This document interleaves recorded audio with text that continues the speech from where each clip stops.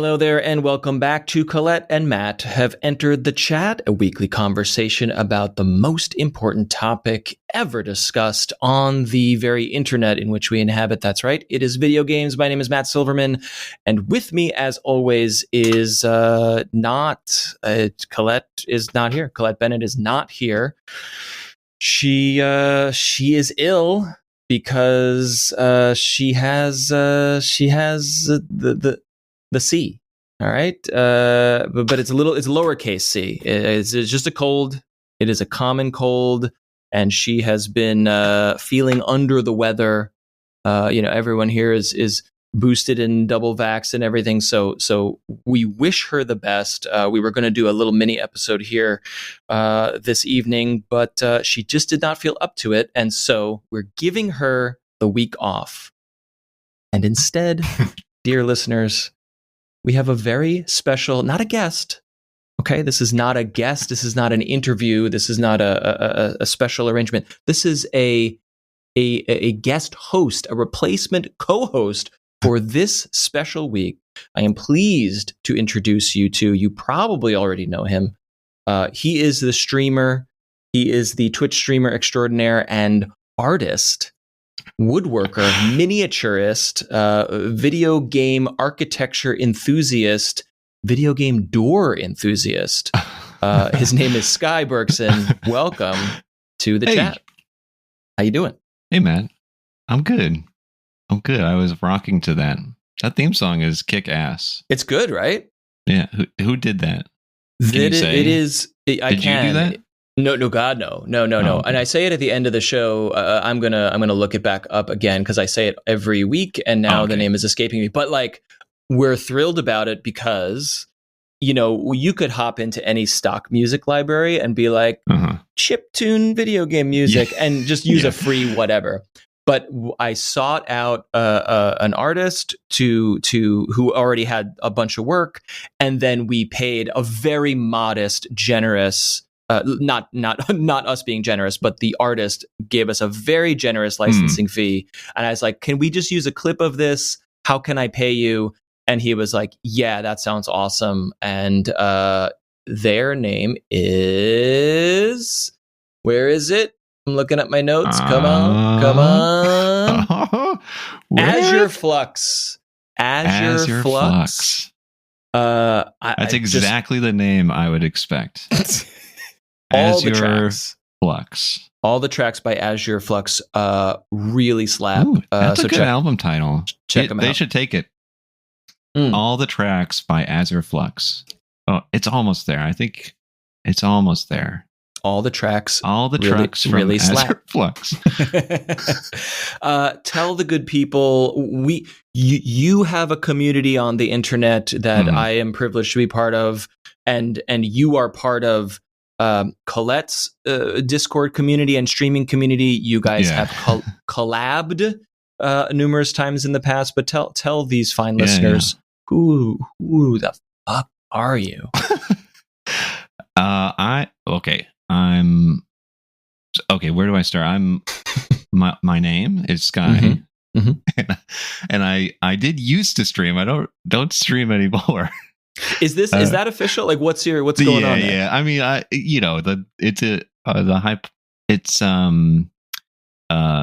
the quotation marks is hiatus, but I'm pretty sure I've in this moment right here. This is putting pressure on right now to actually say something, but I don't think I'm gonna keep doing that streaming. I do it now in my Discord with people. Yeah, it doesn't have all the same bells and whistles, but that Twitch sort of allows. But I still play around with the community that I've sort of put together in that Discord channel. But I'm a miniaturist. I love video games, and I blended the two together. I came out of the world of set design for theater, and I thought I wanted to be a set designer, and I realized when I moved to New York and started doing it, I realized like 5 years in that I hated it, and I was like, fuck this, I can't do this anymore. What did you hate? Because we've chatted about this in the past, but I don't recall that you were like, no, Yeah, Yeah, that's the dramatic. That's the hyperbolic version. Is I hated it. The more mature version is that I was like, it was a recognition of like, you know what, this line of work is not for me. But what I did like was something you cut your teeth on early when you become a set designer, which is model making. I made my bread and butter in the city making models for other people. Yeah. And when you're a low bar set designer, you're making all of your own models. So I was making models all the time. And just to clarify for the lay people, including myself. Oh yeah. Hey, we need a big set for, this musical, but before we build it, we got to build it a little version first. Is that correct? You need to build approximately 40 versions of it before we even decide that it might be okay. Okay, but why is this not a digital version? Why is this physical? Well, there's the difference between that. if I'm going to get in the weeds just for a moment, well, I would like you to. I'm asking. The difference is having it in front of you allows you to play with it like a dollhouse. And there's a difference between like looking at a digital model and that you just move your mouse around and you can like, someday it'll be VR. And then that's exactly, I was about to ask you. I'm like, when we can just put on VR sunglasses and the director can hop into the set and walk on the stage, doesn't that eliminate the model making stuff? I would love to say, this is going to be a little bit knocking, but I would love to see some of the theater directors I had worked with put on VR and try to. I would love to see them try to manipulate and use that shit, because that would be something to behold. I mean, what I've seen. Oh my god! We're talking about like current VR, but if VR was as easy as opening a laptop, that's true. Then, yeah. But I've never thought about this. Like a choreographer or a director who wants to imagine if they could physically be, not physically, but virtually be present and look up and see the set, or sit in the audience and see the set. Like that is actually I've never really thought of this either. Yeah. Okay. That's where it could go down the line, is go to VR. And it's now made me scared for future generations of model makers that they'll never have that. But I guess that's like being a coal miner. Like exactly, that's adapt, right. Whatever. Get fucking used to it. But yeah, the difference is just being able to manipulate and like plan the whole thing out and really like have a tactile feel for the shape and form of what you're about to make. That's why you have it. You can't really, for as much as you can do with looking at a screen, you can't get that by like looking at a computer screen. Yes, but for sure. That's where when I had a shop for a while, and then I'm not going to tell my whole story, but I had a shop, and then I came back to miniatures after a few years of not making them, because I was like, I love model making. I would love to do something with it. And that was like 4 or 5 years ago that there became this like kind of the beginning of a boom of people deciding, you know what, we're going to make, like, people just suddenly got into miniatures. And I definitely joined those ranks, and everybody was doing, there was the big boom there. We could talk about this more next week, I think, but I'm trying to like tighten this up a little bit. It's just there's no need to tighten. This is I love this stuff, so I'm interested. At the time, the big hot thing was like super hyper real scenography with your sets. Okay. So you would see like, a bunch of people doing bodegas, like lifelike bodegas in teeny tiny scales. That was super hot. Interesting. And then there was the occasional like slightly stylized versions.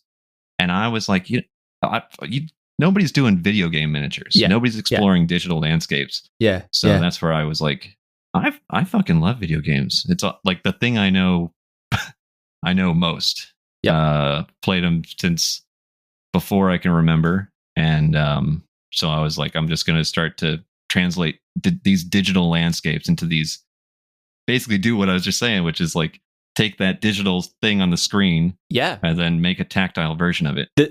This little tiny conversation here is wrapping around quickly full circle. 3D video games, at least, are three-dimensionally immersive worlds that you can move through and look up and see, architecture, whatever.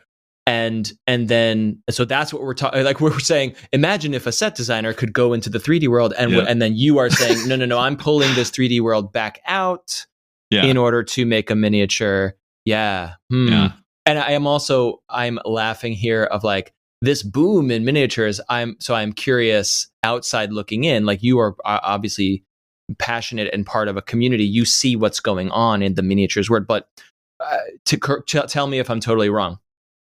I feel like there has been a boom or an evolution in like people putting the craftsmanship, physical craftsmanship, on the internet in terms of YouTube videos and how-tos and streams and whatever.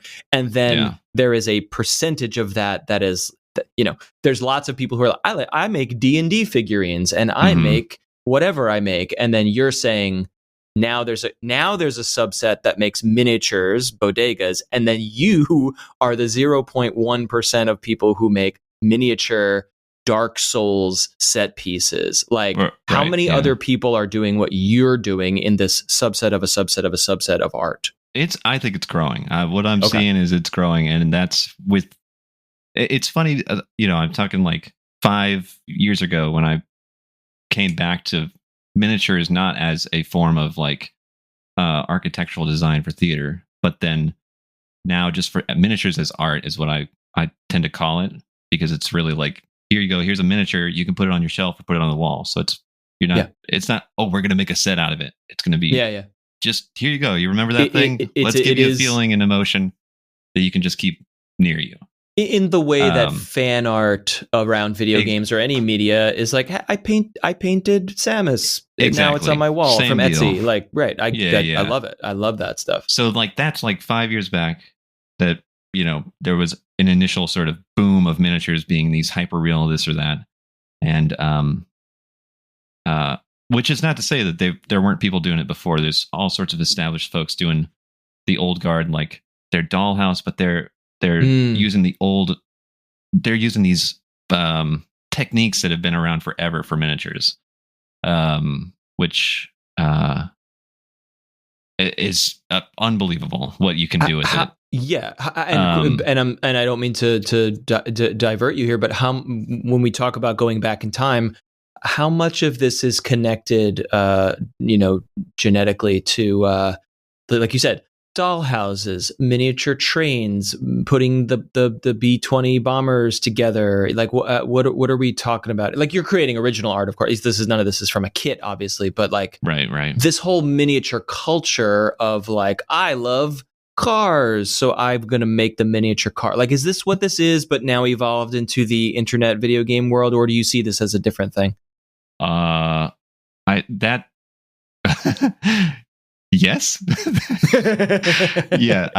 This is what it is now, is that you're seeing a lot of new things like this here, which is an imagining of digital environments as physical form that you can actually pick up and touch and put on your shelf or your wall, or you can play with.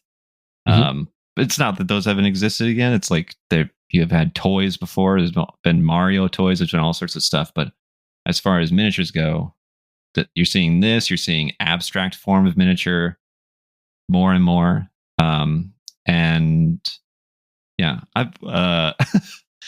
It's hard to pin it down because it really moves super quickly. Especially, this is what I was going to say earlier, is that there's a little boom, and then when the pandemic hit, it was like tons of people were like finding all different.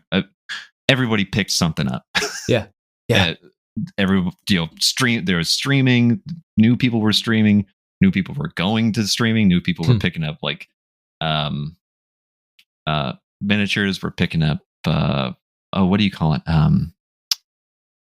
All sorts of crafts. So then there was a whole new crowd of folks who came in, and they just started doing miniatures too, whether they've had experience with it or not. it was just a new big boom. So it's a big flood now of just lots of it, and it's great because there's all sorts of new stuff where it all branches off.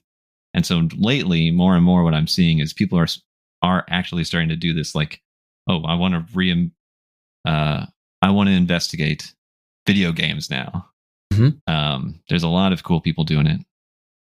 And I'm seeing 3D printing too, which is not what you do, I don't think. I mean, I know you dabbled, but I have one, and I try anything that's like, I try to keep it I use paper is what I use. Mm-hmm.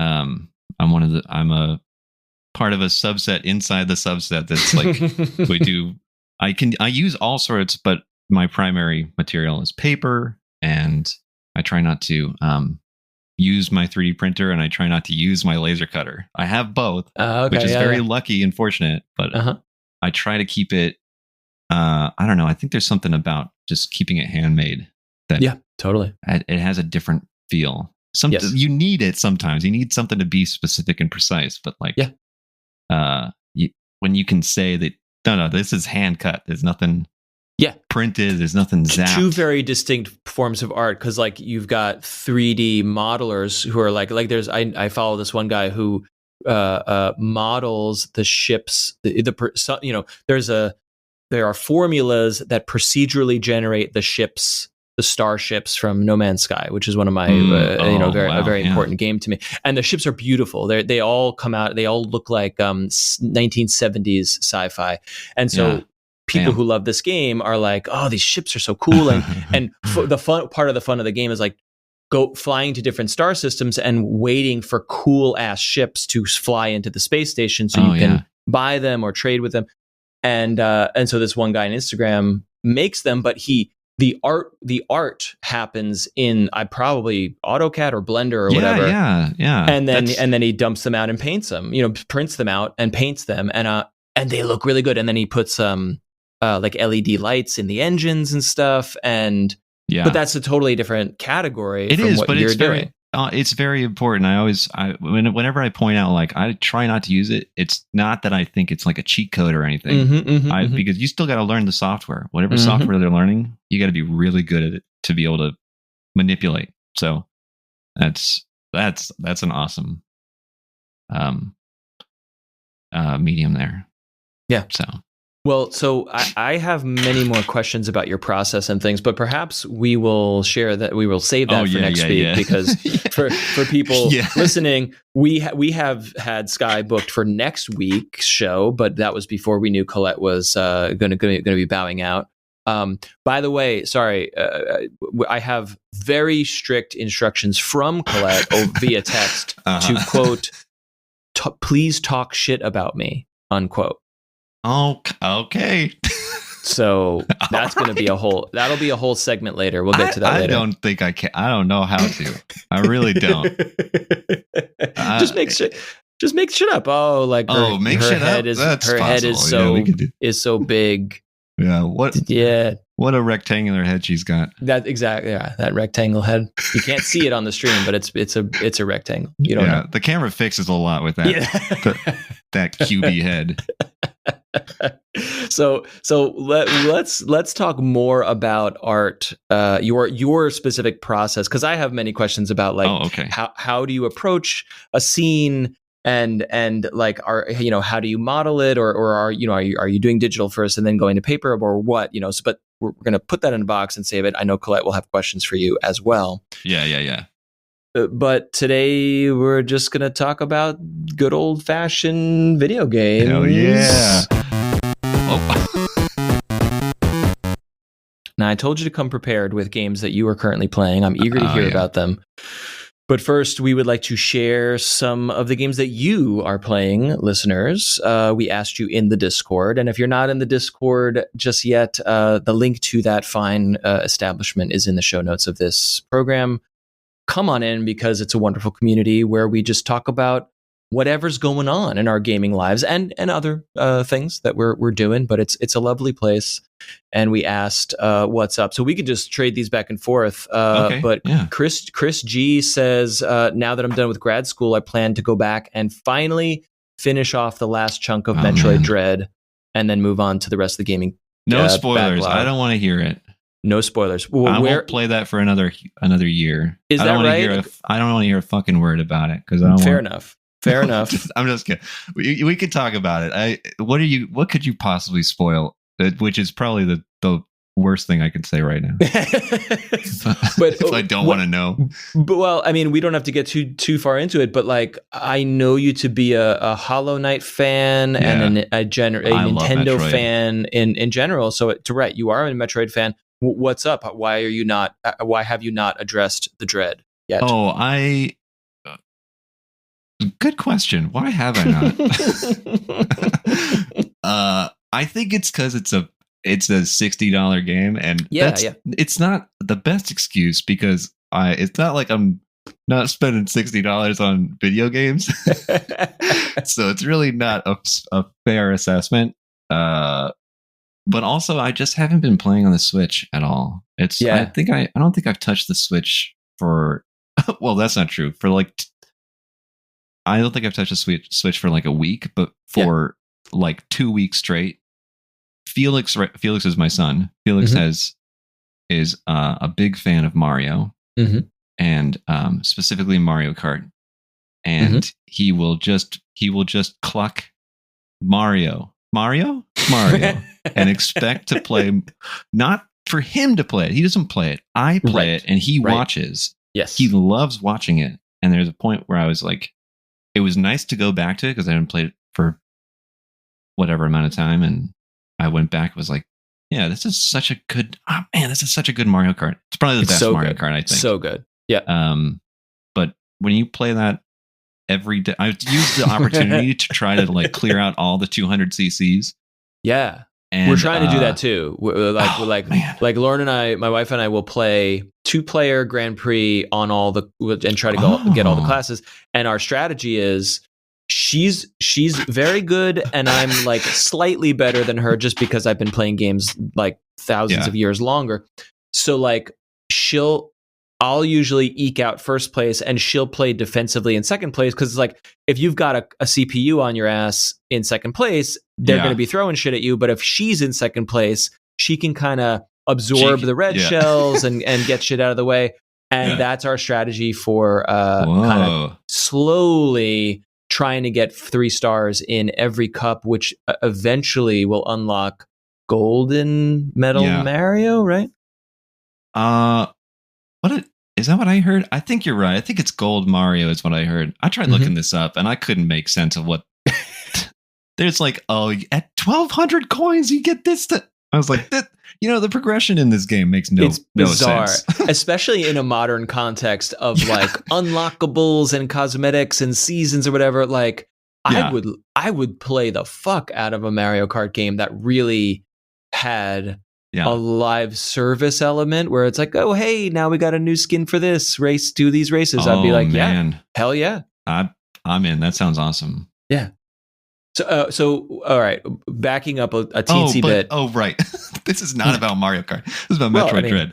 It can be anything. But I agree with you that like in a world of infinite games and infinite backlog, like, yeah, wait for Dread to be on sale for, $49.99 or whatever game. The fuck. Yeah, exactly. It'll never go below 40. Those fuckers. They hate you. I'm not gonna bash them too much right now, but I gotta say, when you try to buy a Nintendo game that's like 10 years old and it's still $50, God, fuck you, Miyamoto. He does listen though. Miyamoto does. I know for a fact. He does listen to it. At least my message will be heard. That's the last I'll say that. Yeah, I don't know. The greatest achievement in my life was that Doug Bowser liked one of my tweets one time. So that I've got that going for me. Oh, okay. Should I watch my mouth? But yeah, I want to wait for Metroid Dread, I think. Yeah.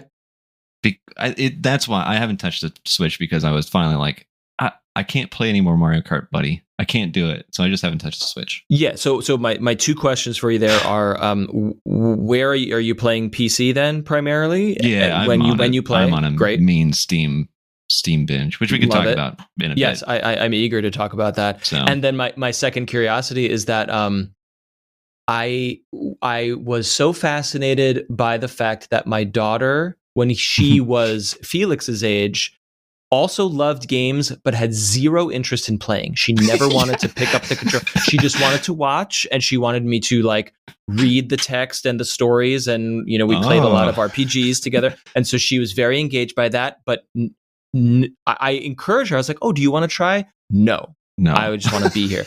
And my son, total opposite, wants to try everything, even things he can't play, because he's just starting to read, but he can't. There are many games on the Switch. He's like, what about this? I'm like, you're not going to know what the fuck's going on. And I'm busy right now, so I can't like read it to you, So It's funny. I'm just fascinated by the fact that Felix is like, no, Dad, I'll just be here on the couch. I'm just here. Yeah. Yeah. It's awesome. Well, Chris G, Metroid Dread is, I've talked about it on the show, and it is a masterclass in Metroidness, Metroidvania, which obviously is where this whole namesake comes from, but it's a masterclass in difficulty curve, and I won't get too far into it. I have discussed it here before, but like, it's you come onto a boss, and you get destroyed within seconds, and you're like, how the I can't even touch this. There is no way. And you're like, all right, let me try again. And you go again, and you learn a little bit more and a little bit more. And it may take you 20 playthroughs, but 20 attempts, but it's never frustrating because you feel the progress. You feel it in real time. Yeah. And that's different from other, like I fell off of Hollow Knight because I felt some of the platforming and some of the bosses were too punishing, and I was getting very frustrated. Yeah, that's fair. I stopped having fun. Yeah, it really does push exactly that, the new mentality for games, which is the like, you screwed up. This is on you. It's fair. I'll say, me, I love Hollow Knight. I think it's also a masterpiece. It's a modern masterpiece. Yes. Probably the best Metroidvania you'll ever play. Yeah, I think you're right. I think most people who have gotten through that go, yeah, that's it. That's the one you should play. But the trend of, just like no difficulty adjustment. I'm not totally against it. I'm someone in the camp of like, it makes sense as long as you're playing it fair. I get it. But there's Hollow Knight is very fair. Yeah. It's really a me problem. Like I personally at that moment in my life was like, I just need to play a chill game now. I don't want to play a punishing game. You know what I mean? And that's the one. Yeah. Right. But there was something just amazing about Metroid Dread that was like, this is punishing, this is challenging, and yet it teaches you so gracefully. There's no brick wall. I don't know. It was just something special about Dread. And as the Metroid fan that you are, Metroid is not the hardest, most interesting sci-fi in the world, but no. Yeah. This is not Dune we're talking about here when it comes to sci-fi. Yeah. But it illustrates some cool stuff about the world of Metroid and stuff that you've always seen in other games that you're like, oh, I wonder what that's all about. And it kind of like brings that to the fore in cool ways that I enjoyed as a longtime Metroid player. So I'll put that out there. I've only heard good things or fantastic things. It just looks sexy as hell. Yeah, it plays great. It's very smooth. It's beautiful. Yeah. All right, wait for the sale. Total Chaos says getting back into Path of Exile. Do you have any familiarity with Path of Exile? I don't know this one. I don't know Path of Exile. It is a non-Activision Blizzard Diablo. Is a live service Diablo game. Oh boy. The best that I can This that is I can a explain major blind spot. I do. I feel like I know a good amount, but then the whole Diablo era, or not era, but the like corner or hallway of things, I'm like, I don't go down there. Okay. That's scary to me. I don't know what's going on down there. Even so, like, I guess they typically are called like action RPGs or ARPGs or top-down ARPGs. The isometric style, right? Isometric. But like, you're a Dark Souls. No, but you're a Dark Souls, Bloodborne. And I know these are different games, but you are an action guy. So, but you never got into Diablo stuff. It sounds like. Yeah, no, never got into Diablo. The closest thing I think I got to with anything like that was Hades. Mm-hmm. Only because it has the aesthetic style of the isometric action RPG feel. Yeah. But that's as close as I've gotten. I think I played something like Diablo when I was a kid, somewhere along the line, and I just bounced right off. You know, now that I'm thinking about it, it is so it's like click this monster. Like Hades is especially if you're playing with a controller, it's an action game, but Diablo is like click click click click, you know, the move kill a click million thing. Yeah. So I get it. It's different. It's a flavor thing. That's one of those things like I'm big these days for the past like half a decade I've had a major shift in mentality towards like recognizing when a game doesn't click, it doesn't mean it's bad. I think most people are there at this point. It's like, no, we all have our own flavor profiles. And the click move action RPG is one where I just go like, whoop, I'm out. I'm totally. But I hope you're enjoying Path of Exile. Chaos. Yeah. I am intrigued. I've been bitten by the bug of live service games, so I'm very enamored and intrigued with them, and have gotten hooked on some here and there. And I really like the idea of a live service Diablo that's not Diablo. And I don't want to minimize Path of Exile because it's got its own complexities and lore and systems, and you know, it's not a Diablo clone. But I think if you looked at a screenshot of Path of Exile, you'd be like, is this Diablo? You know what I mean? It's one of those. Yeah. And my only, and I've never played it. My beef here is that like, where's the Switch version? Where is the controller support? I don't want to sit at a computer, and click a mouse. I want to kick back on the couch and play with a controller. And like all the Diablo ports and whatevers have been on consoles, and Path of Exile is not. And it's like, don't you want my money, Path of Exile? Like it's a free to play game, and I'm like, don't you want me in your ecosystem? I guess not, because there's no controller support. So that's Is that what you prefer? You prefer the couch to sitting at a computer with? Yeah, I really do. I really do. So much so that I stupidly have my home set up so that I can stream PC games to the couch to multiple televisions. And when it works, it's amazing, but it's a lot of technical headache, unfortunately. Is it? What's a headache? I was just going down this a research path for making this happen because I want to move a little bit of what I do to the couch instead of sitting here at the desk. Yeah. I mean, I would be thrilled to advise on that, if only to save you the heartache that I have been through. And I don't have to get into all of it now, but it has run those Ethernet cables, get certain types of devices that encode differently than others. Make sure the refresh rate of your computer monitor is identical. I mean identical to the refresh rate of the device or television you're streaming to, because even if you're at 59.95 hertz and your other screen is at 60.00 hertz, that difference, even though they're both 60 frames per second, will fuck it up. You'll see it. And it drove me nuts for a long time. So anyway, it's a rabbit hole, but I would be thrilled. What I found. Everything you're saying is stuff I was like, oh shit. I gotta go down such a rabbit hole here, and I don't have it right now.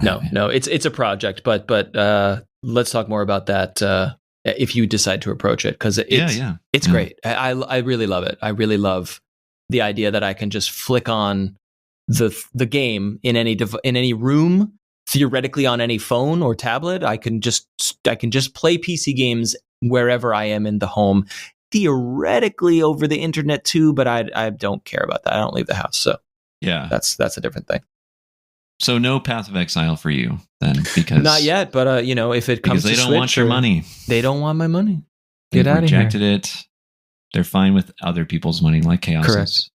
If you're in the Discord, you can. Why don't you dive into the next one or a couple here? Oh, okay. Pedro Cortez says, finally diving into Death Stranding between SMT5. Oh, I love acronyms with games. Because I'm like, all right, here we go. Let's figure this shit out. Let's decode it. Oh wait, I know this one. Okay, Shin Megami Tensei 5. Yeah, I know games. Well, quite simple. DS. Oh, Death Stranding. This is a problem. See, this is not on you, Pedro, by the way. Everybody does this. Every fucking person does this. Because I see DS and I go Dark Souls. Yeah. There you DS is oddly relaxing, even though you just said Death Stranding. So this is on me. Death Stranding is oddly relaxing to me. It seems relaxing. My fiance has been using the time while I'm in Death Stranding to play the audiobook of. I don't know what's. Is that just it? Are we talking Stephen King? I don't know. Which has also been quite enjoyable. So wait. Oh, I don't know. We'd have to clarify that. Pedro, let us know. I'm going to assume this is Pennywise. So okay. Your fiance has been using the time while you're in Death Stranding to play the audiobook. So here's my question to Pedro. I'd like clarification. One, is it the Stephen King novel? And are you also listening to the novel while you're playing Death Stranding? That's right. You're listening to that while just chilling out in Death Stranding. That's quite a combo. Interesting. I feel like that's a weird. I've never played a Kojima. Have I played any Kojima games? I've never played a Kojima game. Same. But I feel like I have, having watched enough video essays about it and like Let's Plays, that I'm like, I'm good. I get it. I get how this is like only 2 steps away from being Kingdom Hearts. Yeah. In how fucking weird and inconceivable everything is. So I feel like if this is the scenario here, that maybe I hope you're not listening to the audiobook at the same time as reading Kojima dialogue. Right. That is some surreal ass stuff right there. I would go cross-eyed. Yeah. If I was the really ham-fisted, clunky, like dumbass. This character's name is the thematic thing of the scene. I love it. It's so not having played it. It's like sitting on the outside and seeing it is just like, I feel like standing up and applauding that those are the decisions, because it's nobody does. Like, I play so much stupid shit that has dumb dialogue and like usually made, like sometimes made by one guy. So you're like, okay, I know that there's going to be some weird stuff in here. And knowing, like, God, that's such good stuff to see that in a game. Is someone who just decides that, especially when they have such backing behind them. Resources, yeah. You could hire a writer. Just hire a good writer. Shin Megami Tensei is another. Well, I mean, I don't know Shin Megami, but I know Persona. I know only Persona 5, so I'm another tourist to. I feel like I'm a tourist to all these games here. That's another one with just like wild. That's some wild stuff going on in Persona. I don't know how Shin Megami. I know someone had posted a screenshot of Shin Megami in the Discord and was like, I remember being like, "Damn, that game looks so like visually, it looks stunning." And Persona looks amazing too. But I've anyway, never played any of these, but the way Colette talks about them, like I'm not a super duper JRPG. I grew up on JRPGs, but the sort of modern, it's just, school kids with superpowers, and then Demon World, like that whole stuff, it never grabbed me. And I would probably pass it by, but doing this show with Colette and the way she talks about it has nudged me closer to, like, when I'm ready to stop, whatever, grinding Monster Hunter parts or whatever else I'm doing in my gaming life. When I'm ready to go back to, like, I would like a story game, please. I would like an RPG with characters, please. Like, maybe I will give those a shot, especially if they're on Switch. I bounced off of Persona, but it was after like 20 hours of it. Okay. And I don't know how I did that, because when I left, I couldn't do the sim, the like life sim thing. Okay. I've talked about it with people before. Is like, I loved everything Persona was doing, but I just struggle with life sim stuff. Mm-hmm. So because that's so core to what's happening in that game, it's really, I was like, oh man, the dungeons are so fucking cool. And the way that the turn-based stuff works in that game is awesome. It's so good. And everything is great about it. And it's just a flavor thing that bounced me off of the life sim stuff. Did you play? It's worth it, I think. Did you play or enjoy Fire Emblem Three Houses? No, I didn't play Three Houses. No. Okay. I love Fire Emblem, but I didn't play Three Houses. That's another one like Metroid Dread, where I was like, I'm so stoked on this, but I'm gonna wait. Yeah. I think I just have a thing with like Nintendo at full price at this point, because I'm really getting. Nintendo has me on my heels, being like, you know what? You show me that you're worth it. You have yet to show me that you're worth it again. It's been a little bit, guys.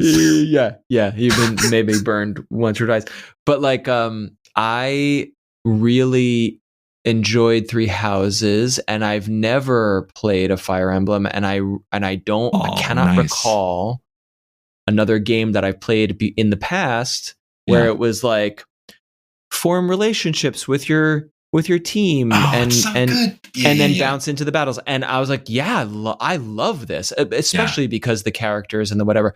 And the only reason I bounced off of Fire Emblem Three Houses is because there was some sort of like killer difficulty spike that took me by surprise, and I did one battle like 4 or 5 times, and I'm like, I don't know how to fucking solve it. I can't. I don't know what to do. Yeah. And I got stuck, but I want to go back to it. Now I want to play it. I love Fire Emblem. What a great one! And I love I've played, because that's a huge franchise, if I recall correctly. Yeah. Yes. That in Japan, it's like, there's no wonder why Super Smash Brothers has like half the roster is Fire Emblem, because it's huge in Japan, I guess. Or as my son calls them, sword guys. Sword guys. Well, I'm with your son. I call him that too.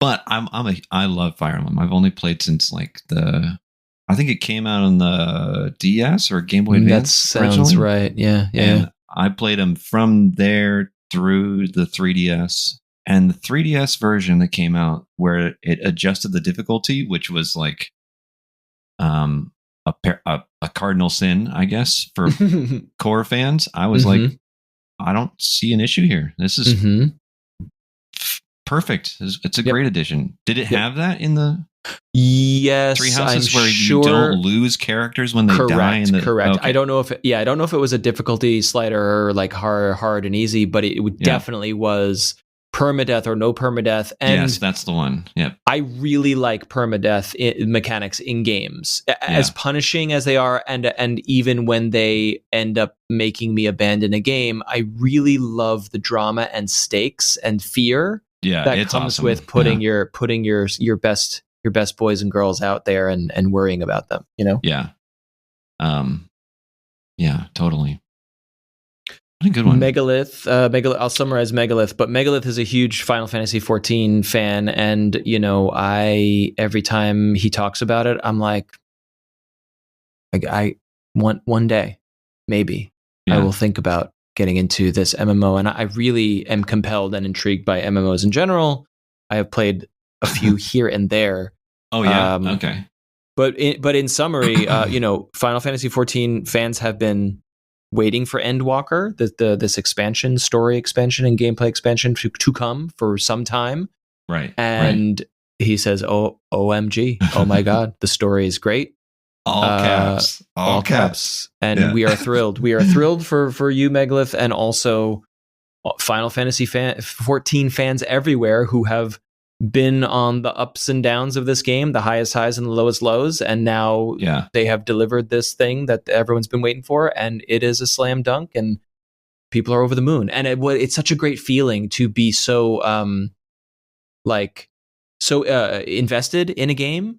Yeah. And then a new thing comes out, and you're like, it's everything we wanted and more. Exciting. Yeah. What an exciting thing. I know the hype is so high on Final Fantasy 14 right now. I know what it was a couple months back, and all of a sudden everybody I knew was like, I'm busy. I'm playing Final Fantasy 15. What, are you talking to me right now? I'm playing this fucking game. I got something to do. Okay. I'll talk to you in, I guess, a few months, maybe. Yeah. And then here we are. Endwalker comes out. All right. I'll see you guys later. I'm still in there. Yeah. I don't touch MMO. About to ask. I don't think I've ever what was the one from? What was the original? Not Warcraft, but the one way back when RuneScape. RuneScape, yeah. Is that considered an MMO? Yeah. It's funny. Okay. Seto or Sito. Sorry, apologies. Seto Chaos says that they will be going into RuneScape over the Christmas break. Oh, look at this. Nice. My knowledge is cursory here, and tell me if you know more, but RuneScape is super old school. It was one of the earlier ones. I remember it. Yeah. They have my knowledge of it is that there is an updated version. There's a new version of RuneScape. And then there's also classic or old school RuneScape that has been updated to run on modern computers and phones. Right. But it is the original OG. And what I perceive is that the hardcore people are like, no, give me that old school stuff. Yeah. I only do that. That's so good. I love that they're doing that and giving people the classic. That's great. Did you play it or did you dabble? It sounds like I did. I don't remember. I remember the visuals, and I remember remember a cursory version of the gameplay. But that was when it was out. I don't remember when that was. Mm-hmm. So, and I barely remember. I want to say I barely remember it, but when I think of it, it's so vivid, the visuals on that game, because it was like original Minecraft is what it looked like. Yeah. I think I remember big black skybox, but it wasn't a skybox, and it was it was so. Yeah, I barely remember it, but that's the only MMO I've ever touched. But we are roughly the same age, and you with this, we must have been kids or teenagers when RuneScape would have been feasible to exist on the internet, right? Yeah. Oh yeah. I remember being like, "Am I allowed to play this game?" I feel like it feels too. I don't know. It felt like I shouldn't be playing that game. I was too real. Online. That was when it was like, whoa, this is an online game. These are other people over here. Real people are there. Those are real people. I don't know if I should be doing this. Yeah. But that's so. I love that they're doing two versions. A classic. I think they did that for Warcraft 2 years ago or something. Yes, that sounds familiar. Yeah. But I mean, Blizzard. This or that aside, that's awesome that you get to play classic RuneScape now. Yep. Good name, Seto Chaos. Seto Chaos. Yeah. Get that Yu-Gi-Oh in here. Alex Bebop says 13 Sentinels Aegis Rim, which I've heard wonderful things about. I think it's a PS5, PS4, PS5 exclusive or something, but it is coming to Switch in the spring. And so I'm going to hold out for the Switch version and see what my gaming forecast is at that time and maybe add it to the list. Have you heard anything about this game? I've heard it's the people that I know who have played it have been like, you have got to play this game. Mm-hmm. But That's all I ever. I don't even hear what the game is. I don't know it is. I don't fully understand what it is as a genre. Sorry, Alex Bebops. I have to say I'm not familiar with this. Also, this game. Ignorant perception, visual novel plus tactical, strategy tactical, like a Fire Emblem meets Japanese visual novel. But there might be more to it than that. I don't know. I don't quite know. Nice. Oh, Seto was saying, I'm sorry to go back, but the Pokemon Go, great. But also every achievement in every Sonic game. Bless you. I've actually just grabbed a bunch of Sonic games and I'm like, I can't wait to get through these, but I'm also as a platformer, that's a totally different type of platformer. Hard. I can't wait to get in there. Very hard. Like that's a challenge.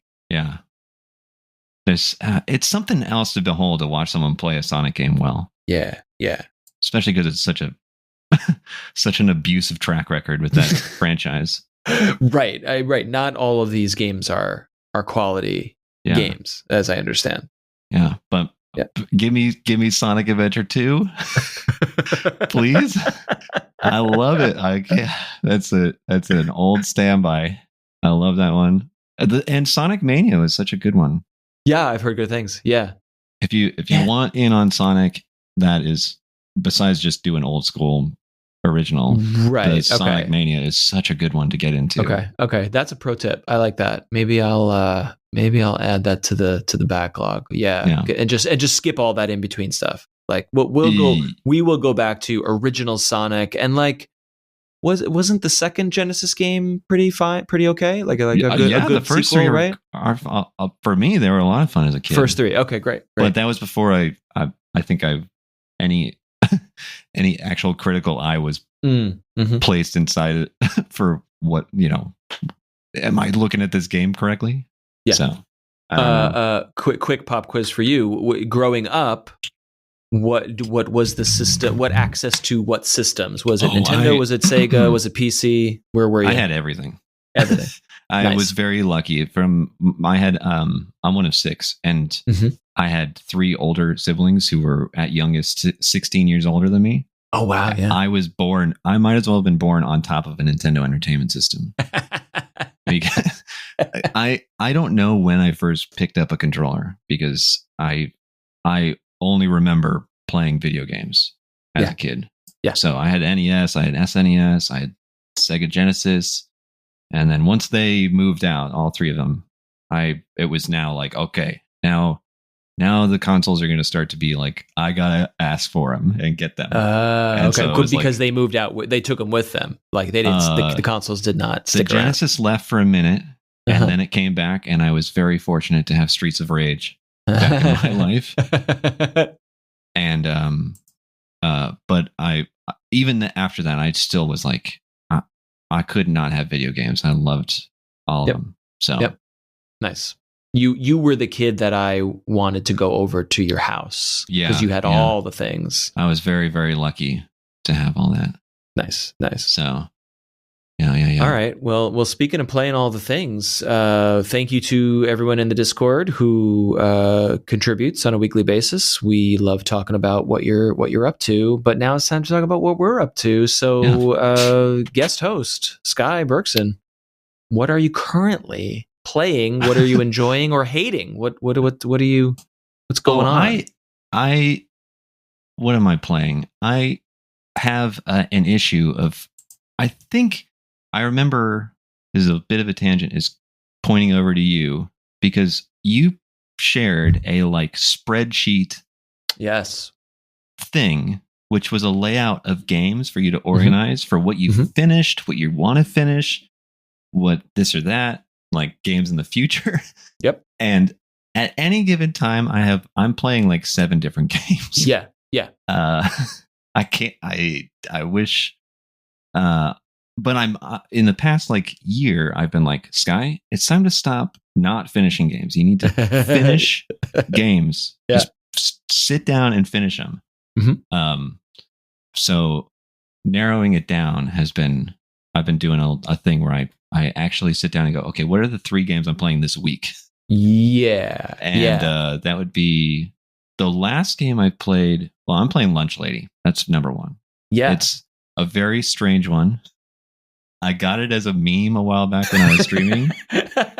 It was $5. It's a like multiplayer cooperative horror game. Yeah. Do you know this game at all? I know. I only know it from you. I only know it from when you have been talking about it, streaming it, and I mean, it is a. I can't. Will you tell me? Is it like a meme game? Is it tongue in cheek, or is it a serious horror game that is everyone makes like fun out of? It's both. Okay. It's very like what you see. If you just go to the page and try to look at it, you'll be like, no, I can't play this game. This, not seriously. But the bones are so good in this game. Okay. It plays like Slender. I think I never played Slender, but okay. The bones of it is you go find these 10 pages in a school. You're a kid and you're trying to get the test answers for the test the next day or whenever, and you're infiltrating the school with 1 to 3 other of your friends. Okay. And you're trying to find these test pages throughout the present school. day, or is this like an 80s thing? Where are we? Good question. Okay. It seems, I wouldn't call anything period in this because it just seems like I would love to see this dude make a decision. It's made by one guy, and it shows. But it is so fun. It's such a good one. I got it as a meme for an open invite night on stream. Mm-hmm. All right, who wants to play this stupid game? It looks like it's not going to be that great. And when I finished streaming, I was like, so do you guys want to keep playing this? And I've put 20 hours into this game, and I'm probably going to be playing it tonight. This is PC. I can't stop. This is on PC. Yeah. Yeah, this is on Steam. It's made by one guy. Is it 3D? Yes. Yeah, it's 3D. It's 3D, and yeah, it's so funny. It's such a funny one, and it's good. I'm hooked on it. That's all I'm saying. I'm just saying I'm hooked on it. It looks good. I mean, aside from some of the, aesthetic, like it's a good, like it looks, when you look at a game and it just like the environment or the smoothness of the movement or there's something mechanical about footage of it that you're like, oh, this like looks good. It looks like it feels good to play. Yeah. Like I'm immediately getting good feelings from it, even though it's not a genre that I would typically gravitate towards, but it's got atmosphere and motion that is cool looking. Yeah. It's a hard game to recommend because it looks bad. It just looks bad. But if you are into that, this is sort of like around the time that it was like, Phasmophobia is getting big, and totally. Before Forewarned came out, which is like the new Phasmophobia. Oh, I don't even know that one. That's a good one too. Okay, but I was looking for something off to the side that's like, let's see if there's something else, and I'm just like hooked on it. But overwhelmingly positive reviews on Steam. Like this is clearly very. Once you play it, you're like, there's something here. The dude who created this, he has like a slight manifesto about how this is going to change the landscape of horror games, which is very, very. It's quite a statement, and I'm excited because it's like, whatever. I'm not going to keep talking about it. It's such I love it. But other than that, I've been on a big Metroidvania kick. Actually, just going through as many Metroidvanias as I have not yet touched, and I think the last one I replayed Blasphemous, which is a miserable game. The minute I saw that, I was like, oh yeah, I gotta get that. And then the review, the fan reaction reviews were like, it's really unfair, instant death, spikes are messed up, and it's so cool looking and yet not good, and I was like, damn it. When I say miserable, I want to be clear. It's a good game. Okay. But the atmosphere is miserable. All right. I like that though. Like meaning like dark and like yes. Savage. It's actually, this was the second time I played it. I hadn't finished it before because I put it down because I was like, I can't do this anymore. I can't listen to everything. The dialogue is all spoken in like almost Latin and in like a just dour, just such every character is just at the bottom. If you know Dark Souls, everybody's so at the bottom of the barrel with their lives. And this is like, they broke through the floor of the barrel and it gets worse. Which is, I get that. And I could get into that, but there's also something like, maybe at the heart of the pandemic and the, political strife of the world, you don't want to be like, in the underworld, hating life at that moment. Yeah, totally. I loved it, by the way. I think it was really, I'm saying it's such a bleak atmosphere, but like once you can like be like, okay, you know what? I can laugh at this. You're past it. And it's another where it is, I think, more fair than you think at first. It just has what I was saying earlier about like, it angles at being cruel to teach you the same way any of these Soulsy games does. And I think they patched or fixed the certain things about it that were like, oh, this thing is broken or super unfair. We're gonna like tidy this up so that it's not like stupid unfair. It's just normal, brutal or whatever. I'll say there's still some really broken things in it. I was glitching through floors and stuff. I was like, what the hell is going on in this game? All right. But you're still recommending it. Yeah, I think it's worth playing. As far as I've played like 12 different Metroidvanias in the past like 2 months, just going hard. And it was the one where I was like, I didn't get to like 75% of the way through and go, okay, I would like to be done with this game now. Which is what I kept finding every single Metroidvania I was playing was like, I'd get 75% of the way there, love it the whole way up to 75% and be like, I wish I was done with this. I think I'm past it now. Yeah, interesting. It's like the tough part is being like, finish your game and still like the game. Yeah. When you get there and you're like, it's too big. Hollow Knight's the same way. I love Hollow Knight, but if you, I feel like the first playthrough, if I hadn't played it before, I would hit the same place where I'd be like, can I be done with this game? It's such an interesting thing from a game design point of view because you want, as a creator, you want to give your audience, your patron, whoever they spend $30 or whatever, you want to give them all the things. You want to give them a lot of value and a lot of game and a lot of playthrough. Yeah. But then it can overstay its welcome in a way that I don't know. I might be being bad. I will say I might be being unfair. This might be another shift in frame in mindset of being of recognizing like, I think what this does isn't clicking for me and I'm hitting the 75% point and I'm realizing like I'm good without this because there's bunches of others where they were bigger and I loved the whole way through because it just clicked. Totally. The other one is oh my God, Guacamelee. I hadn't played either of them. And about 2 months back, played the first and I was like on a budget at the moment. I got the first for sale, played it all the way through. And about halfway through, I was like, well, this is perfect. I would like to play the second. So I bought it then on the spot, even under budget, not being very responsible. And I don't regret it. I would recommend every single person try the Guacamelee franchise. And these are Metroidvanias because I don't know why I perceive I guess I perceived them as brawlers or something, but they're brawler Metroidvanias, and they're incredible. They go to me. They go toe to toe with Hollow Knight and Ori. high praise. Stand toe to toe with them. That's awesome. Okay, they're amazing.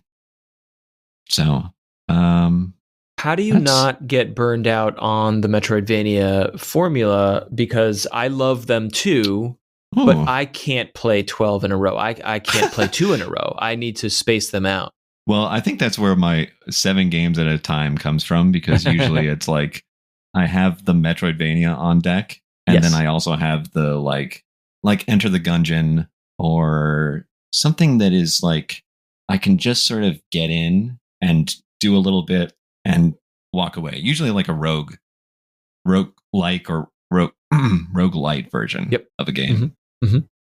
Something where it's just like, I can easily, the controls are just click right away, and I can boot it up, and it does something different for my brain. And then when I'm done with that, I'm like, great, I'm ready to continue with my journey into the action of Blasphemous or whatever. So that's what I've been playing. That makes sense. And then I'm just about to. I also the other one is like just pick something completely different. Pony Island is the last game I actually played. Yeah. Do you know that one? I am aware of it, and I am intrigued by it, especially in the context of Inscription, which is the developer's newest. I'm going to be doing Inscription soon, but I'm not there yet. So tell me about Pony Island, because I would like to know more. Amazing. It's a 2-hour game, and it's been a while since I've had such fun with a game. It's such a, to me, I think Guacamelee and Pony Island have been like the most fun. And there's another game, Going Under, which is completely different. Oh yeah, I've heard of it. Those for me have been the most fun games I've played in the past few months. Nice, easily. nice. They're so fun. Nice. Pony Island's so fun. It's so weird. Yeah, it's well written. It might not be for everybody. I think. I think it's pretty weird.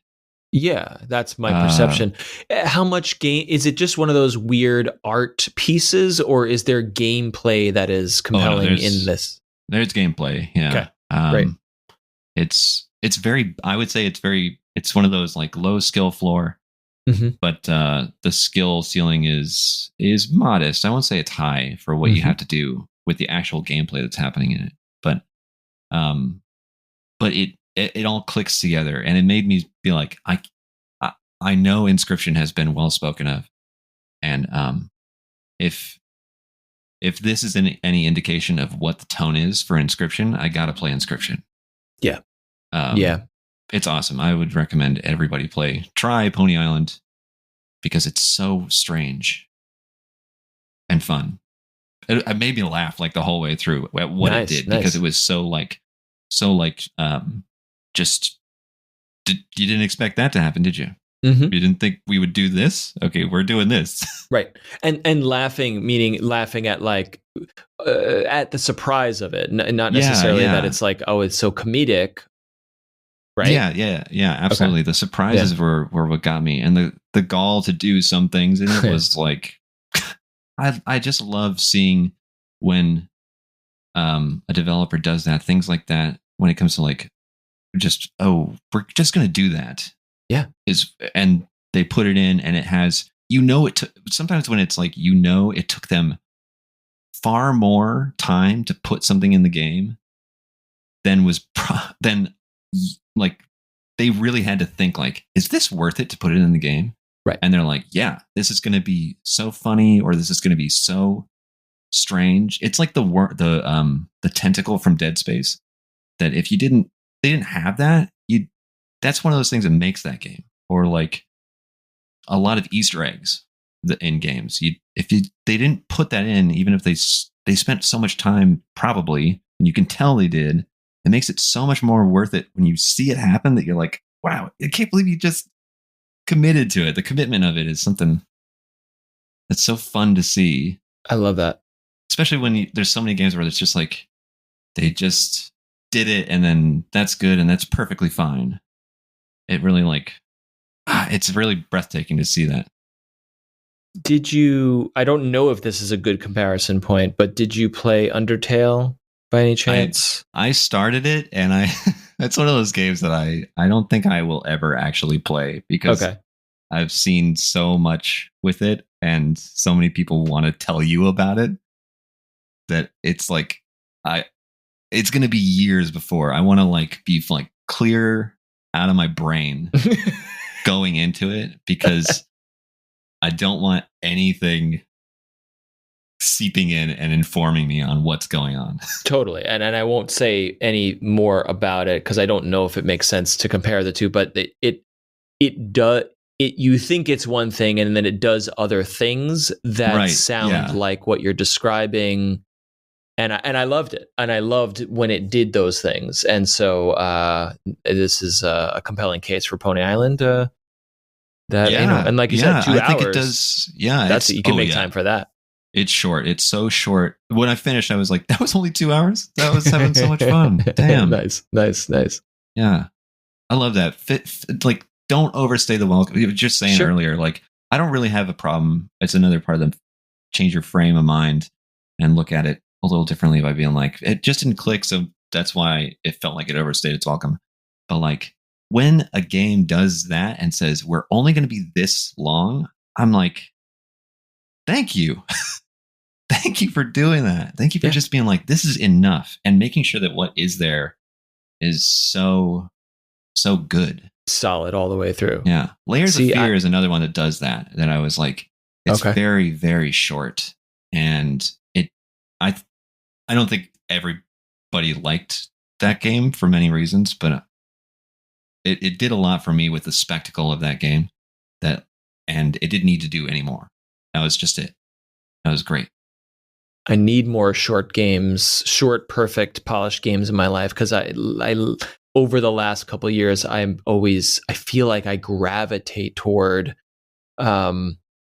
endless grind games, or games with where the rabbit hole goes deeper and deeper and deeper in terms of mechanics. You know, not like big twisty stories, but like, I could barely understand how to play Magic the Gathering. What's this all about? And then 2 years later, you're like, I gotta make the most amazing deck that's gonna do this and that, and holy crap, this match and that there's something about that, 200 hours of whatever that gets me going. As long as it is mechanically interesting for all that time, and some games are, and that gets me going. Yeah, absolutely. I completely agree. Short games are great to have around, especially for burnout. It's perfect. Yeah, exactly. I'm taking notes on your suggestions here so that I can insert these little short adventures into other longer journeys here. I relate to what you're saying about, I've got 7 games going at any one time, but that number's too high for me. I try to keep it to 3 or 4. If I can, because it stresses me out.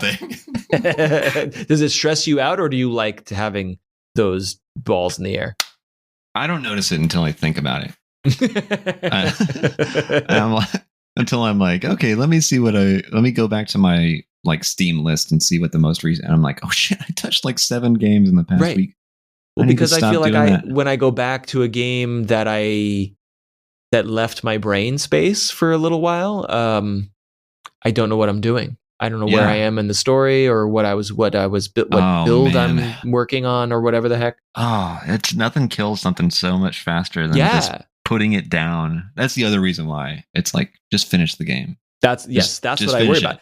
I put down this game not because I didn't like it, but because I was doing too many other things. Yeah. And now this amazing game that I loved, I can no longer access. It's left my brain space. What's one that you regret? Oh, like gosh, we specifically. We did an episode about that, and let me pull up my my Trello board here. Oh, the Trello board. That's what it was. Yeah. Have you shared this with everybody in your Discord? I think I shared a screenshot because people were asking about it. Okay. It's fantastic. Control is a game I loved. Everyone loves Control. loved the story, loved the characters, loved the gameplay, and really wanted to know. Was reading every scrap of paper and object I could find in the world to try to learn more about everything. Yeah. And just I hit some sort of boss difficulty spike and felt like I did not want to lower the difficulty. So I would dip in and be like, okay, today's the day. I'm going to keep going. No, this sucks. I'm not having fun. Okay, today's the day. I'm going to, no, this sucks. And then I just I just started playing other games, and then it did not make the room in my brain to rekindle that story, even though I loved that story. And that is a top regret of a top unfinished game regret for me personally. Yeah, that's such a good one. I was in the same boat. I played in like 2 hours, put it down, got distracted with something else for I don't know how long. And by the time I was like, all right, let's go back, I was like, no, I don't recognize this game. I don't know what this is. Yeah. Specifically Control or something else? Yeah, Controls. Yeah. Or Control. That was exactly the same thing. All right. For me. Yep. All right. So we neither have finished. Someday. I know. I am making another. I'm making another column in my board here of like I'm going to go back. Hades is on that list, and I actually am playing Hades now because I hit a wall with Hades. Love every single thing about Hades, and just bounced off it despite loving it. So I'm back, and I am enjoying it. That's awesome. Again, because despite the challenges I have with it, so I'm happy about that. Anything else kicking around on your list? If you're talking about Hades, I'm going to use this opportunity to mention Going Under because it scratches the same itch. Okay. Do you know this game at all? I have heard the name, but I can't picture it. All right. This game I just grabbed it like a month ago. I played, how many hours did I put in this game? I think maybe I want to say 3. Let's see. Okay. I put 5 hours into it. That's all I put. But it scratches the same exact itch Hades does. But the backdrop is that you're an unpaid intern at a tech startup. And you are sent into the former tech companies that have gone under, that were acquired by the tech company you work for. And it is a dungeon crawler. Oh my God. It's exactly the same build as Hades, but it's in 3 dimensions, and it uses that, I forget what the art style is called, but it's the one that every tech startup uses now. The very simple, like meta Google aesthetic. And it is so funny, and it does the same thing. Wow! Don't touch it until you've fulfilled what you feel you need with Hades. Don't touch it. Okay. Because it will steal some of the energy from it. Yeah, no. I'm gonna need to do what I need to do with Hades, and then move on to something else, transition to another something, and then when I'm ready to go back to roguelites. Well, okay, I love that. I love the premise. Yeah, as someone it may be a bit traumatizing for. That's what I mean. People who have come out of we never worked for tech companies, but we worked for tech media, and that whole world is a thing that we may not want to revisit. But in a satirical, I mean, we love making fun of it. So going back in a satirical way is primo. I'm ready. Yeah, it's so funny. I've never. I'm only familiar through my wife, but yes, it definitely. I'm like, I loved it. The gameplay is perfect. It's a great loop.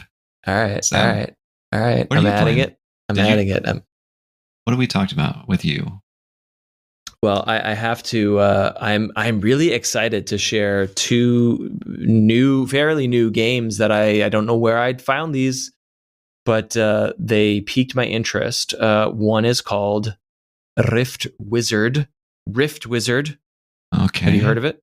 No. No one's heard of it. No one's playing this game. Like, usually a game comes out and you're like, there's a subreddit, there's a Discord. Yeah. There's like 17 people. Like I'm exaggerating, but like this game should be bigger.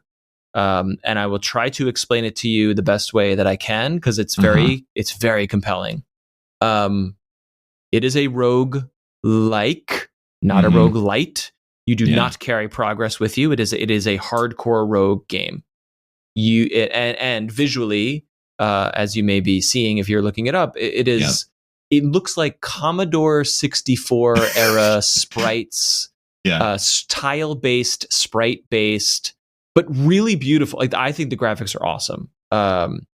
Super low res 2D graphics, and premise here is it's just a roguelike, but you are a wizard and you're fighting monsters and you're trying to go deeper and deeper into the dungeon. And in this case, it's like rifts. You go through a portal, you go to the next rift, and it's exactly like Rogue, where you're trying to get to the final rift to defeat the big boss, and that's the game. But this game is outstanding because you are, as the name implies, you are a wizard and you are learning spells. There are at least 100 spells in the game that all have very, very dynamic effects on the world and the gameplay. So it's a big grid. You start out and spells are acquired through SP, it's whatever that is, spell points, and you get little orbs and you get more spell points. So you get a spell point and you open the menu. You start with nothing. You open the menu and you're like, all right, what spell do you want to learn for one spell point? And the spells are very, very different and dynamic. So one is like a fireball spell that you shoot it in a place and it explodes into a diamond shape and it will affect any monster in the range. And then one is a lightning spell that shoots in a line and it will only affect monsters in the line of sight that you are shooting at. And one might be an ice spell that really does not do much area of effect and has very low damage, but will freeze an enemy, which will stop it. And the game is turn-based. So again, if you're familiar with Rogue, it's really just that. Every time you move the wizard, every other creature has the opportunity to move one tile or attack. And then the spells, and like I said, there's like 100 or more spells. And so where this game gets amazing is like, there's other interesting spells like summon a wolf, and then the wolf will start fighting for you as the turns progress, or deal what is it called, death bolt or something, where you are doing damage to an enemy, and if you kill the enemy with that spell, it turns into a skeleton, which then takes on the properties of the enemy you killed and then will fight for you. And so the other key thing that I'm leaving out here, the key mechanic, is that each spell has a limited number of spell charges. So you learn a spell and it has 14, you can cast it 14 times until you need to drink a mana potion and recharge it, which are also limited and you find them in the world.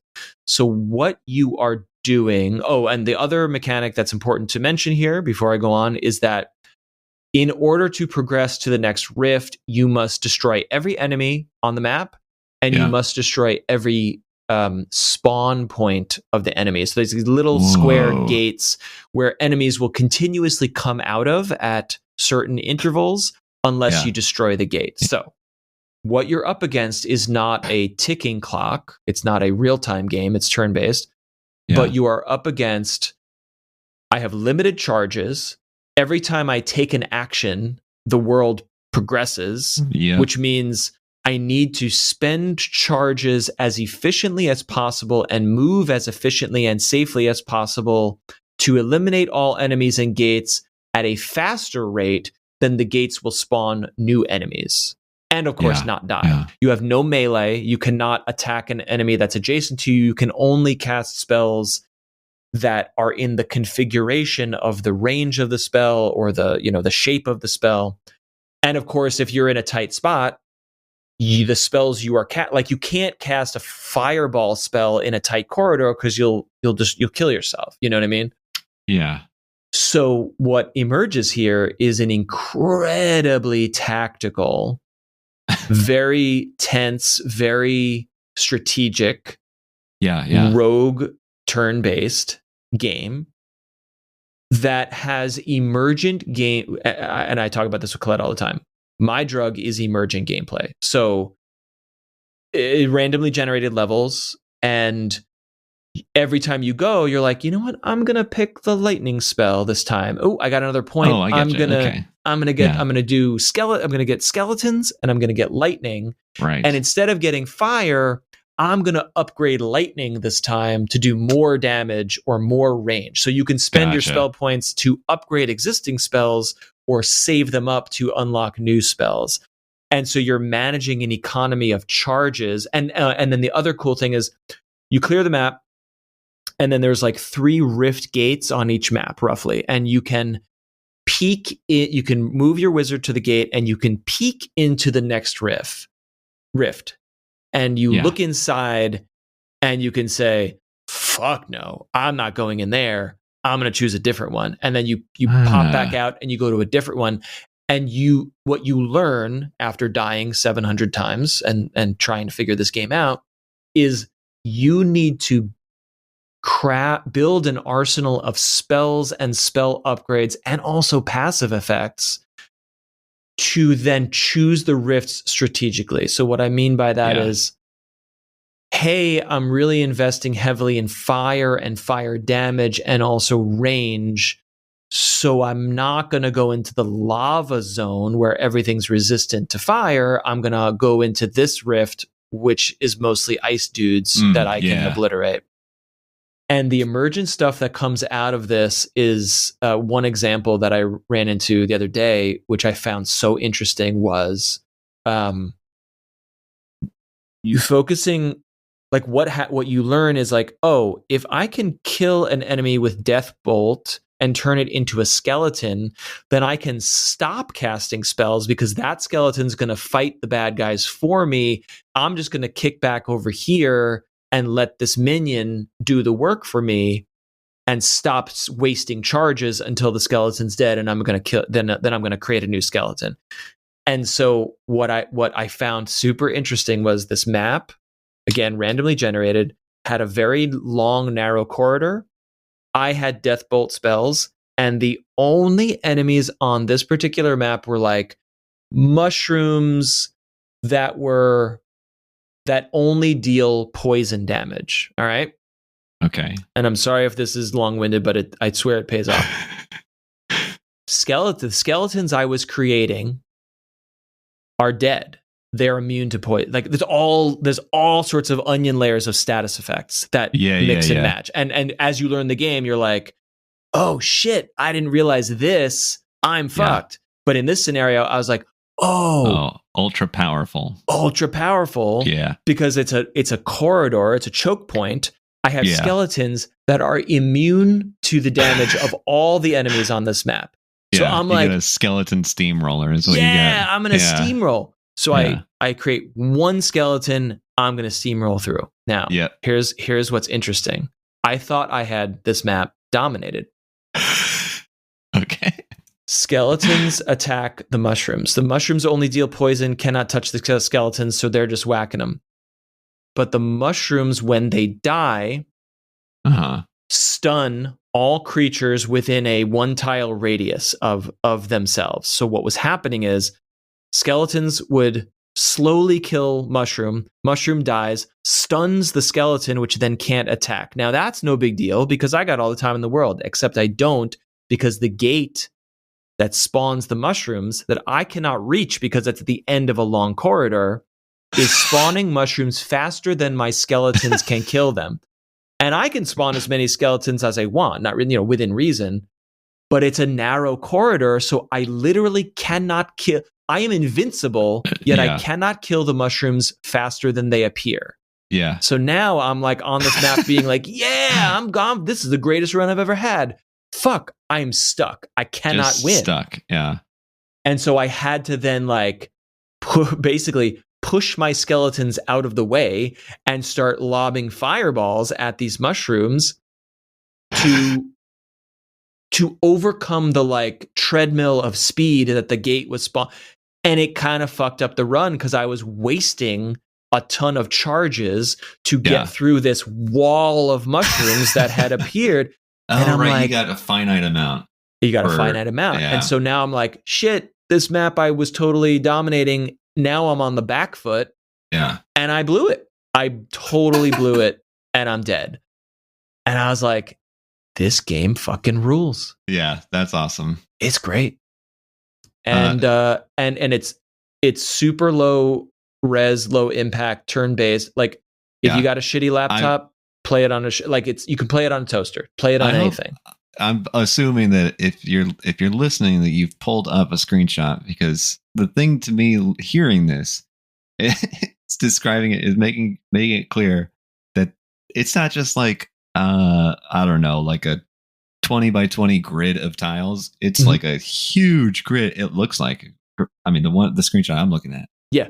So I can't imagine a screen full of spawn points and stuff that you're just working through. Totally. This is a huge screen of tiles to work through.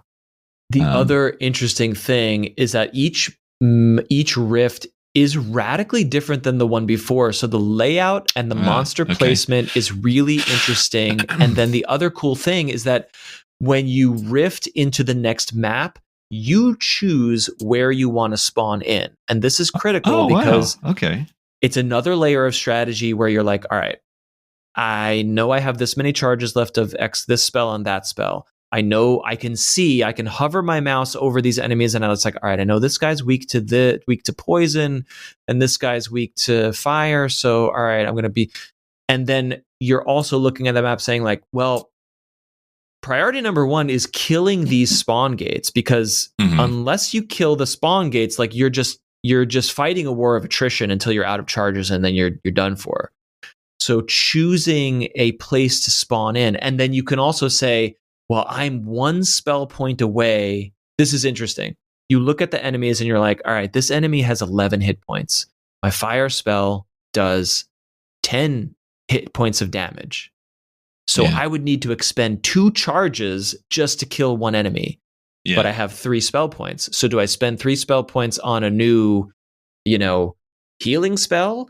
Or do I spend 1 spell point to upgrade the damage of the spells I already have? Yeah. In order to more efficiently dispatch these now stronger enemies. Difficulty curve, it's not really a criticism, it's just a point of interest. Difficulty curve goes sky high, like 3 rifts in, and you're like, I get this game, I'm cruising, I like my little skeletons, and I'm dead. Totally obliterated. But it's one of those games where you're like, no, I'm still having fun, even though I'm getting totally destroyed. Totally. Yeah.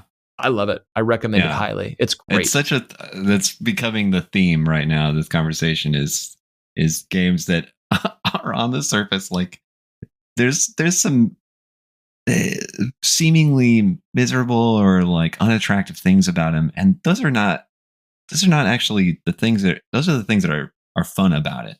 Yeah. I think it's just, like I was saying with like, I'm negging Lunch Lady and Blasphemous.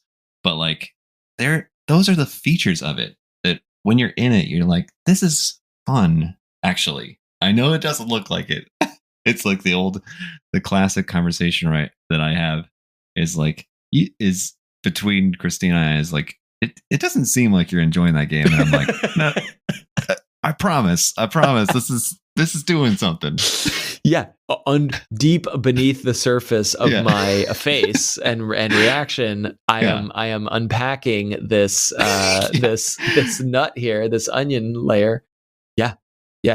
And similar to Lunch Lady and other games we've been talking about, this is totally a one dude project. It's just awesome. A guy who made a thing, and the last thing I'll say about it is that goddamn, I wish this was a mobile game, because it looks like it would work great as a mobile game. So here's what's interesting. Yes, if it was rebuilt and the interface was updated for mobile, it would be a perfect sit on the couch with your phone, watch TV, and play this game. I would never stop playing it.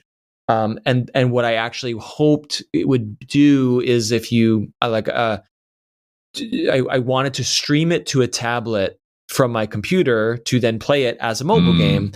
And the one thing about it is like the tiles are so small to your point of like, it's a big map and it's a lot of small tiles. And the way the wizard moves is like, because it's a point and click mouse thing. Yeah. Your fat finger is choosing a tile, and then you're moving to the wrong tile, which, I don't have to tell you, in a turn-based roguelike, is deadly if you move to the wrong place at the wrong time. Touch that. I didn't touch that. You stupid wizard. Exactly correct. Yeah. So much to my dismay, I am chained to my computer desk to play this. But you know what else is great? It's a great like, hey, I'm in a boring meeting. I can click this window on the other monitor. Or hey, I'm editing a podcast that I don't have to pay that much attention to. I can take a few turns in between edit points. It's that kind of game for me. Yeah. So I'm loving it. This has everything that you're saying about wanting to move a game to mobile, as well as something that you can just sort of have on a little bit. And also it just visually and gameplay wise sort of resembles it as Loop Hero is the other one, which I picked up because of you guys recommended it. Great. And did you get it on PC? Okay, it just came out on Switch today. You got it on PC. Yeah, I have it on PC. Yeah, I think someone gifted it to me, but I forget who. But that's such a good one, and this is giving me those vibes too. But I really, when I received it, I was like, man, I wish this was on mobile. This would be so good on mobile. Yep. I'm sure they're working on it. If they just ported it to Switch, then they gotta be for Loop Hero. For Loop Hero, yeah. I hope so. Yeah, I think it did well enough where they are. I hope they're, like you said, they're looking at other platforms. I want to mention one other game here that I'm really enjoying and compelled by, and I again, it's this funny thing where it's something that crossed my radar, and I'm like, oh my god, I have to check this out, and it's just not as big as I thought it could be. Like this came out of nowhere, despite being in beta for some time. I've never heard of it, and I'm very interested in it. So I'll start by asking you. I'm hyped right now. We're ready to hear it. Get hype. Do you like dragons? Yeah. Yeah. Okay. Without defining what the difference between this and Wyvern, I'll just, I'll put them all in the same. I'll put them all in the same place. I love that you said that. I love them. I love that you said that, because this is funny. It's a point of contention in the community of this game, because the developers like, they're wyverns, damn it, they're not dragons. Like everyone's like, dragons. Yeah. It's really funny. Do you? So the second question is like, what if you could ride wyverns? What if you could ride on them? Okay, yeah. Bring it on. I think I know where we're. Daenerys Targaryen style. Yeah. I think I know which game you're talking about, and I yesterday put it on my wish list. Oh, good. Yeah. This is a game called Century: Age of Ashes. Is this what you saw? Yeah. Yes, this is it. I have no idea where this thing came from. Yeah. But the second I saw it, I was like, oh fuck, I need to see. And then you watch the trailer, you're like, this is awesome. And then it's like, free to play. Check it out on Steam. I'm like, great. Yeah. Great. Yeah. I haven't downloaded it, but I've heard it. Wait, so have you played it? Did you play it? Yeah. I've been playing it. How's it play? I think it has huge potential. I really, really enjoy what I'm playing of it currently. And so in a nutshell, it is a co-op competitive multiplayer arena dragon battle where you are flying on the back of a dragon. You are flying in an open, not a huge arena, but enough space where you can zip and dip and dive and fly up and down in this spacious, it's at a canyon, it's castles, it's a desert. And you are fighting other players on Dragonback with fireballs and fire breath and smoke bombs and all sorts of different weapons and systems and whatever. and it's a free to play sort of like battle pass, grind out levels, ranked battles, and then you unlock cosmetics. There's no upgrades or leveling. It is a pure cosmetic thing, and the main thing that you unlock, which is pretty fun from a like unlocking cosmetics point of view, is you level up and you get awarded a dragon egg, and then you must complete certain objectives or tasks to progress you hatch the dragon, then it's a baby dragon, then the baby and you sort of see what the baby dragon looks like, the color and the style, but you're slowly growing the dragon up, sort of Tamagotchi style a little bit, or Pokemon style. Yeah. And then once the dragon reaches maturity, it's just a skin for a particular class of dragon rider. Yeah. And that's actually, it's both really fun to be like, oh shit, this dragon has red stripes, I'm totally using that, cool dragon. Yeah.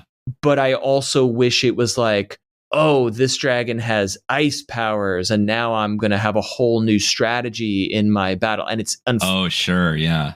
Fortunately / unfortunately is not that. So that is my simultaneous, like, this game is awesome and fun and has a great community, and is also sort of like, I can't wait to see where it goes. It has huge potential. My main beef is almost like, there's 3 classes and they all play a role, but like, I have played a lot of competitive Star Wars Squadrons, which I've talked about here. I fucking love that game so much, especially because it's 5-on-5 and every ship has a very specific role to play. And when your squad works together and everyone does their job, you are in a fucking Star Wars movie, and it's amazing. I see the potential for this to happen in this game, but I'm very unclear. It's taking me a little while to understand what each class is meant to do and how the classes can synergize together in compelling ways. There's classes in this then. Yes. One is like a healer defender, one is like a sneaky and you can turn invisible, and one is like extra damage kind of thing. I see.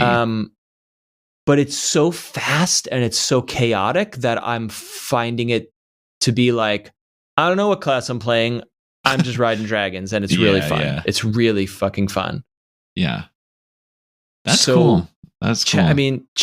Free to play, huge potential, really smooth, beautiful gameplay. And play it with a controller if you can. It's only on Steam. It is coming to consoles eventually, next year, but right now Steam only.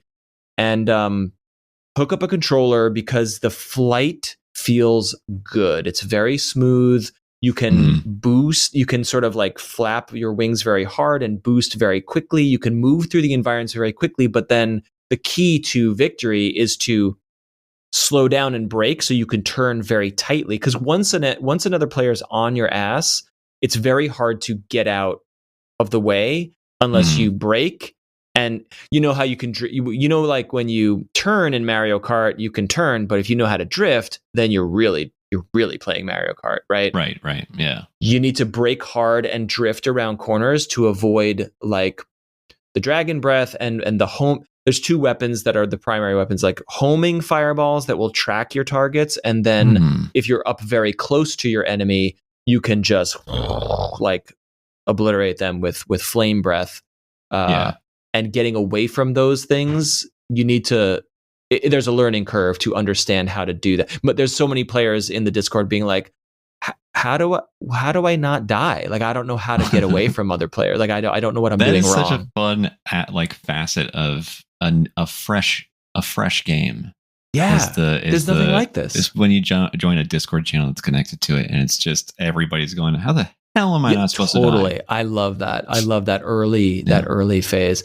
And I'm fascinated.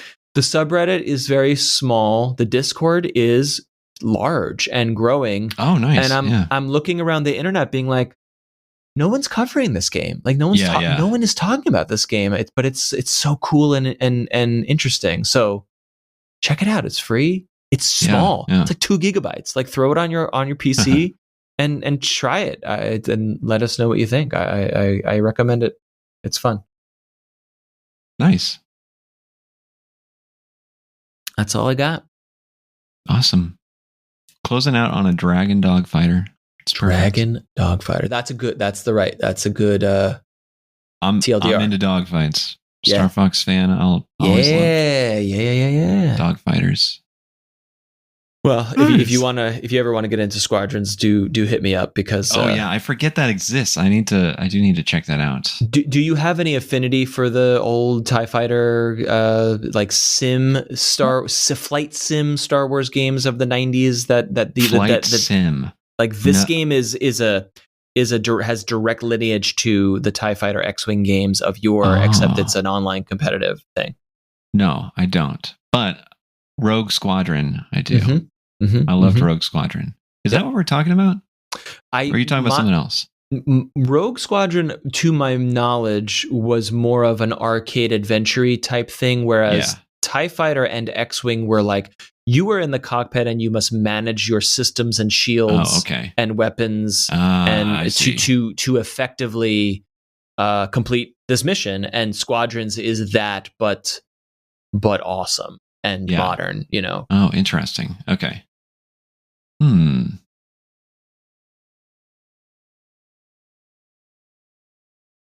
I'll have to check that out. Keep me posted if you do. Yeah. But thank you so much, Sky Burkson, for guest hosting. You're going to be back next week as a proper guest, as long as everyone's on the mend. But hopefully this went well. You had fun. Yeah, I'll study up on all of the Diablos and the what else am I a tourist on? I'm gonna finish getting all the achievements in Final Fantasy 14. I'm gonna start it this weekend, and I'm gonna get all of them so I can actually talk about it. You're going to win. It's really easy to do that. You're gonna roll credits on Final Fantasy 14 because I'm sure that's how that works. And then you'll be ready. I can't wait. Good luck, Felix. Bye, Felix. It was nice knowing my wife and kid. Excellent. Well, you have your homework cut out for you, and we look forward to debriefing with you next week on Final Fantasy 14. I'm excited. Thanks for having me. My pleasure. Colette, please get well and come back to us soon. And thank you, listeners, for entering the chat with us. As we said earlier, our theme music is by Azure Flux. Our logo is illustrated by Just Call Me Katarina. And as you've heard, please tell us what you're playing, or tell us if you have some thoughts and feelings about anything we've discussed here. Have entered the chat at gmail.com as the email address. And the link to that aforementioned Discord server is in the show notes. That is the place where everyone's talking. Also, we will be linking to Sky's Discord server and maybe Twitch channel is sort of on hiatus right now, but we will link to all the things and the miniatures that you do make, and we hope you'll check out Sky's work there as well. And if you enjoyed this episode, be sure to rate and review the show on your platform of choice, because that helps new folks check out and enter the chat with us. Any closing thoughts? I always throw to Colette at the very last second, and she says something snarky. What do you got?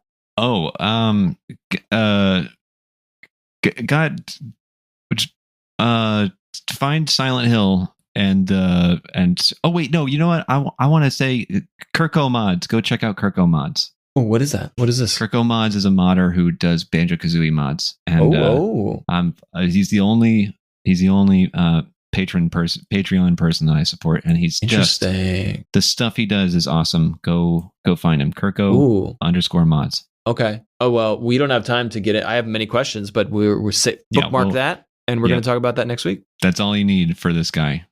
Beautiful. Just a name. All right. Check it out, and we will talk at you next week. Bye-bye. Yep. Bye.